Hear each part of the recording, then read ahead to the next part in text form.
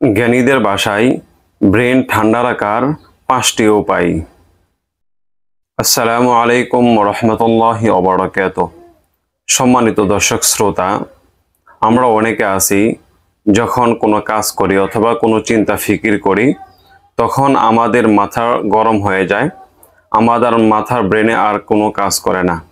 তাই আজকে আলোচনা করব জ্ঞানীদের ভাষায় অথবা বই পুস্তকের ভাষায় ব্রেনকে ঠান্ডা রাখার 5টি উপায়। নাম্বার 1, পর্যাপ্ত পরিমাণে ঘুমানো। দৈনিক কমপক্ষে 8 ঘন্টা অথবা 7 ঘন্টা ঘুমানো।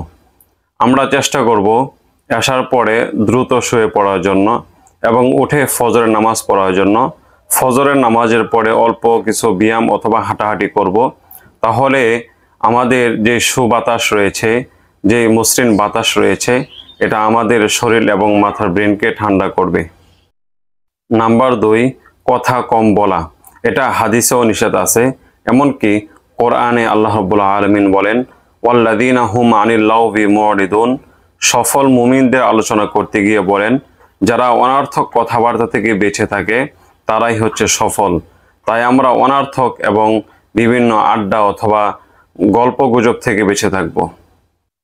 নাম্বার 3, অযথা কোনো চিন্তা ভাবনা না করা।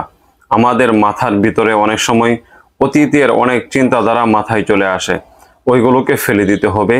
সবসময় আমরা ভবিষ্যতের কথা চিন্তা করে বর্তমানকে উপভোগ করব। তাহলে আমাদের থেকে সব ধরনের চিন্তা ভাবনা, অতীতের চিন্তা ভাবনা সব দূর হয়ে যাবে। এটা মাথায় রাখবেন, আমার তকদিরে যা আছে তা হবে।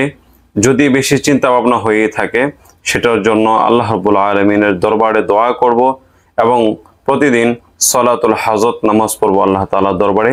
তাহলে আল্লাহ রাব্বুল আলামিন আমাদের চিন্তা ভাবনা এবং সকল প্রয়োজন পূরণ করে দিবেন। নাম্বার 4, খাওয়ার সময় কোনো টিভি অথবা মোবাইল না দেখা।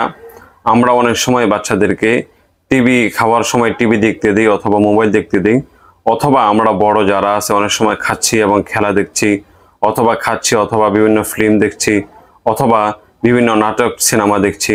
এগুলো দ্বারা মাথা ঠান্ডা থাকে না, মাথা গরম হয়। এই জন্য আমরা খাওয়ার সময় কোনো টিভি অথবা মোবাইল ব্যবহার করব না।